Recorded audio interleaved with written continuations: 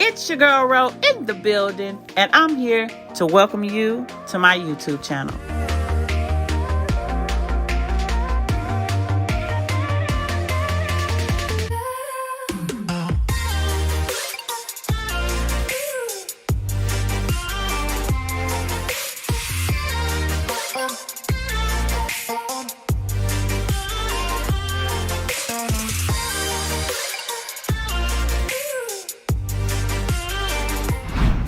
Here I have 16 ounces of super white Merkins chocolate, and I'm going to be adding in 2 tablespoons of Paramount crystals to help with melting. Here I'm using some Granny Smith apples, a silicone mat, a heat-resistant spoon or spatula, a piping bag, and some apple sticks, some paper straws, and of course, our chocolate chameleon food coloring. And you want to check your apples to make sure there's no nicks or cuts or any dents or soft spots in your apple. You want a good, clean, and fresh apple. 6.5 by 5.0 apple stick. These sticks will allow your decorated straws or your paper straws to fit over these particular sticks. As you insert halfway, insert your straw over your stick. Give it a nice insert. You want to shake. Check the bottom to be sure that the stick or straw don't pierce through the bottom. And also, when inserting your stick and straw, you want to make sure they're upright.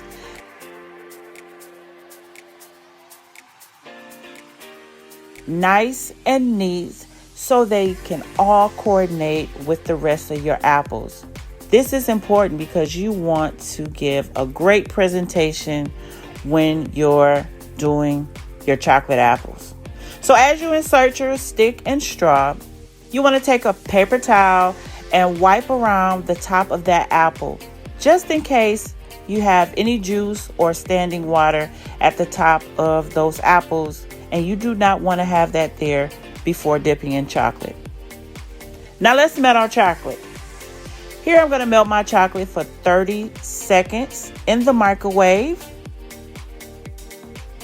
And as I melt my chocolate, I'm going to do them in intervals of 10 to 15 seconds after the first 30-second interval. This will help me assure that my chocolate is melted properly. I'm using a super white chocolate by Merkins, and now I'm going to use the chocolate chameleon to color my chocolate. Now we're starting off, if you want to start off with a lighter color, orange, then start off with a few drops at a time.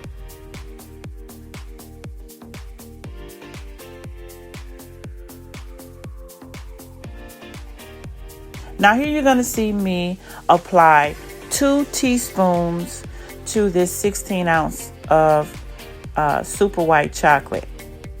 But I'm going to add a half teaspoon at a time.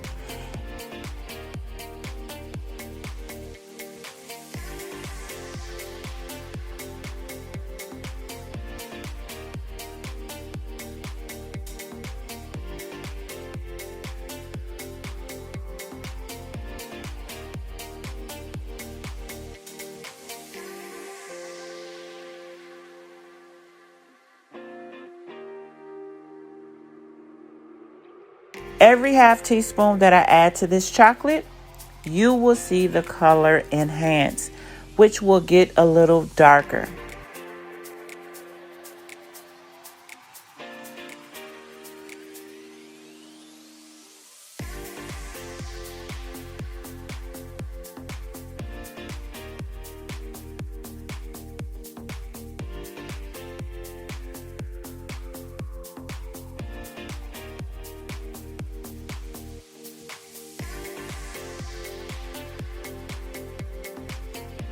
And we almost there. And you guys, I always get these questions. Why do you measure your food coloring? Well, long time ago, I was asked this many times. Well, let me tell you, this helps to achieve the color that I desire. So when people ask how to achieve a certain color, I can give them a measurement that will achieve the color that they're looking for, especially with using different brands. But with this particular brand and this amount of chocolate that I have in this cup, which is 16 ounces, it helps to achieve the color that I desire.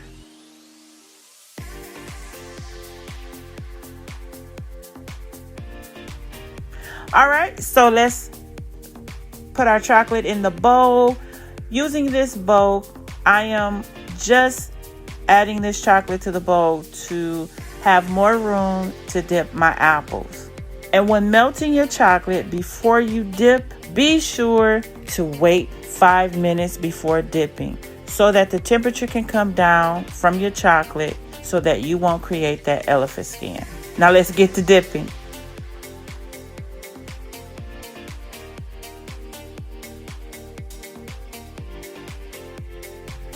Now, if you accumulate some bubbles, air bubbles in your chocolate, just take a nice toothpick and pop them right away before your apple dry.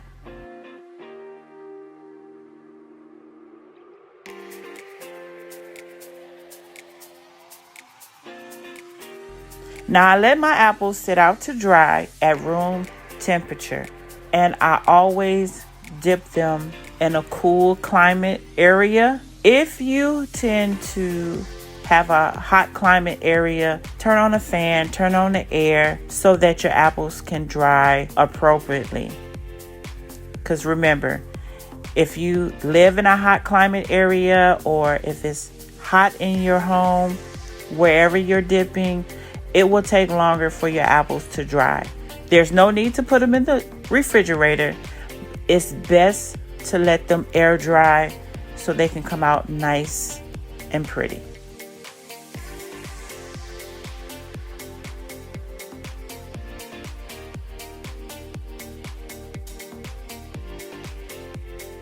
Now I'm going to take my piping bag and add a little bit of the chocolate from the bowl. And if you notice, I always have a smaller drizzle bag.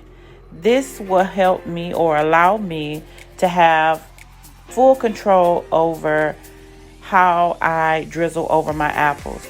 And this is how. You want to make sure you cut a very small hole.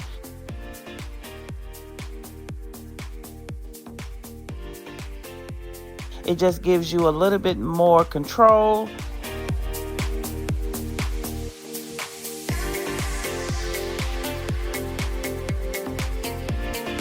And then we're going to create some drizzle lines over our apples.